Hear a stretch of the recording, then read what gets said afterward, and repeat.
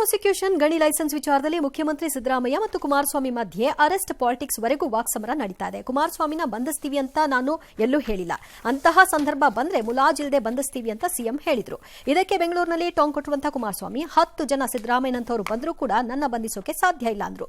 ಅಲ್ಲದೆ ಯಾರೋ ಡಿವೈಎಸ್ಪಿ ಬಸವರಾಜ ಮುಗ್ದಂ ನನಗೆ ಕೇಸ್ ಕೊಡಿ ಅವರನ್ನ ಕರೆಸ್ಕೊಳ್ತೀನಿ ಅಂತ ಹೇಳಿದ್ದಾರಂತೆ ಅಂತಲೂ ಕೂಡ ಎಚ್.ಡಿ. ಕುಮಾರಸ್ವಾಮಿ ಹೇಳಿದ್ರು. ಇದಕ್ಕೆ ಮತ್ತೆ ವಿಜಯಪುರದಲ್ಲಿ ಸಿಎಂ ಕೌಂಟರ್ ಕೊಡೋ ಮೂಲಕ ಕುಮಾರಸ್ವಾಮಿನ ಅರೆಸ್ಟ್ ಮಾಡೋಕೆ ನಾನೊಬ್ಬ ಕಾನ್ಸ್ಟೇಬಲ್ ಸಾಕಿಲ್ಲ, ಒಬ್ಬ ಕಾನ್ಸ್ಟೇಬಲ್ ಸಾಕು, ಹೆದರಿಕೊಂಡು ಪ್ರೆಸ್ ಮೀಟ್ ಮಾಡಿದ್ದಾರೆ. ದಾಖಲೆ ಇದ್ರೆ ಬಿಡುಗಡೆ ಮಾಡಲಿ, ಹಿಟ್ ಅಂಡ್ ರನ್ ಬೇಡ ಅಂತ ಹೇಳಿದ್ದಾರೆ. ಅರೆಸ್ಟ್ ಮಾಡ್ತೀನಿ ಅಂತ ಎಲ್ಲೂ ಹೇಳಿಲ್ಲ.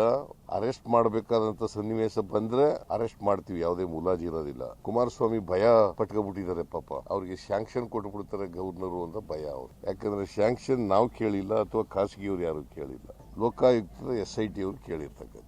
ಅವರು ತನಿಖೆ ಮಾಡಿ ಎವಿಡೆನ್ಸ್ ಕಲೆಕ್ಟ್ ಮಾಡಿ ಆಮೇಲೆ ಕೇಳಿದ್ದಾರೆ. ಎವಿಡೆನ್ಸ್ ಇದೆ ಅನ್ನೋದು ಬಿಟ್ಬಿಡೋದ?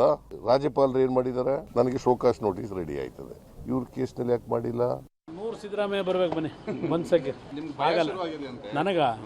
ನಾನು ನೋಡಿದ್ರಾಗ ಅನ್ಸುತ್ತಾ ಅವ್ರು ಯಾವ ರೀತಿ ಕಳೆದೊಂದು ವಾರದಿಂದ ನಡ್ಕೊಂಡ್ರು ಜನ ಕಣ್ಣಾರೆ ನೋಡವ್ರೆ. ಮೈಸೂರಿನ ಆ ದಾಖಲೆಗಳಿದೆಯಲ್ಲ, ಮೂಢ ಆಸ್ತಿ ತಗೊಂಡೋಗಿ ನಾನು ಹೆಂಡ್ತಿದ್ದು ನನ್ನ ಬಾಮೈದಂದು ಅಂತ ಹೇಳಿ ಈ ತರ ಬಂಡತನ ಕರ್ನಾಟಕ ರಾಜ್ಯದ ಇತಿಹಾಸದಲ್ಲಿ ಯಾವ ಮುಖ್ಯಮಂತ್ರಿಗಳು ಇಂಥ ಬಂಡತನದಲ್ಲಿ ನಡ್ಕೊಂಡಿಲ್ಲ. ಕುಮಾರಸ್ವಾಮಿಗೆ 100 ಸಿದ್ದರಾಮಯ್ಯ ಅಲ್ಲ, ಒಬ್ಬ ಪೊಲೀಸ್ ಕಾನ್ಸ್ಟೇಬಲ್ ಸಾಕು ಅರೆಸ್ಟ್ ಮಾಡ್ತಾರೆ. ಎದುರುಕೊಂಡಿರೋದ್ರಲ್ಲಿನೇ ಇವತ್ತು ಪ್ರೆಸ್ ಮೀಟ್ ಮಾಡಿರೋದು. ಅವರು ಕಮಿಷನ್ ಮಾಡಿದೀನಿ, ಕಮಿಷನ್ ಎಂಕ್ವೈರಿ ಮಾಡಿಸೈತೆ ಗೊತ್ತಾಗತ್ತಲ್ವಾ? ತಮ್ಮ ಪ್ರಕಾರವಾಗಿ ನಾವು ಫೇಸ್ ಮಾಡ್ತೀವಿ ಕಾನೂನಾತ್ಮಕ.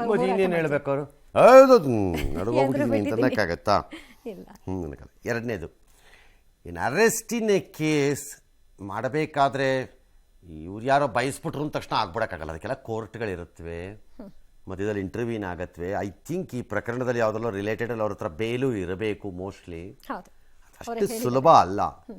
But somebody will have to answer. ಈಗ ನಮಗೆ ಪ್ರಾಬ್ಲಮ್ ಏನು ಅಂತಂದ್ರೆ ಯಾರು ಸರಿನೋ ಯಾರು ತಪ್ಪೋ ಮಯ. ನಾವು ಇವ್ರನ್ನ ಕೇಳಿದ್ರೆ ಜುಡಿಷಿಯಲ್ ಕಮಿಷನ್ ಮಾಡಿಲ್ವಾ ಅಂತಾರೆ. ಆ ಜುಡಿಷಿಯಲ್ ಕಮಿಷನ್ ಬೋಗಸ್, ಅದು ನಾನು ಒಪ್ಪಲ್ಲ ಅದನ್ನ. ನಾನು ಜಡ್ಜ್ ಬಗ್ಗೆ ಹೇಳ್ತಿಲ್ಲ. ಅವ್ರು ಯಾರೋ ಪಾಪ ಯಾರಿದ್ದಾರೋ ಅವರು ನನಗೆ ಗೊತ್ತಿಲ್ಲ. ಅವರು ರಿಟೈರ್ಡ್ ಇರ್ತಾರೆ, ಅವ್ರ ಬಗ್ಗೆ ಹೇಳ್ತಿಲ್ಲ.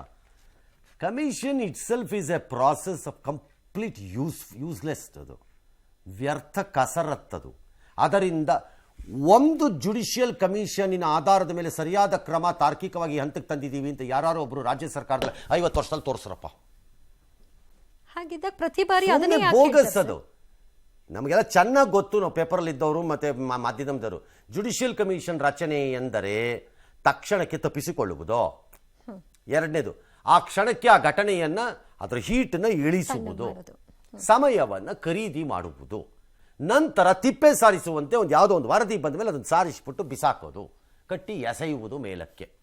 ಇದೆ ನಮಗೆ ಗೊತ್ತಿರೋದು. ಜುಡಿಷಿಯಲ್ ಕಮಿಷನ್ನಿಂದ ತರಲಿಕ್ಕಾಗಲ್ಲ. This has to be done in a very different manner. Not that the chief minister has to be arrested or that a former chief minister has to be arrested ಅಂತ ನಾನು ಹೇಳ್ತಿಲ್ಲ. ಆರೋಪ ಅಪ್ರೂವ್ ಆಗೋದು ಹೇಗೆ ಅಂತ ಅದಾಗಲ್ಲ, ಅದು ಹೋಗಲ್ಲ. ಹಾಗಾಗಿ ಎಂಟರ್ಟೈನ್ಮೆಂಟ್ ಇನ್ನೂ ಒಂದು ಸ್ವಲ್ಪ ದಿನ ಇದ್ದಂಗಿದೆ. ಮಿಸ್ ಇಲ್ಲ. ಫ್ರೀ.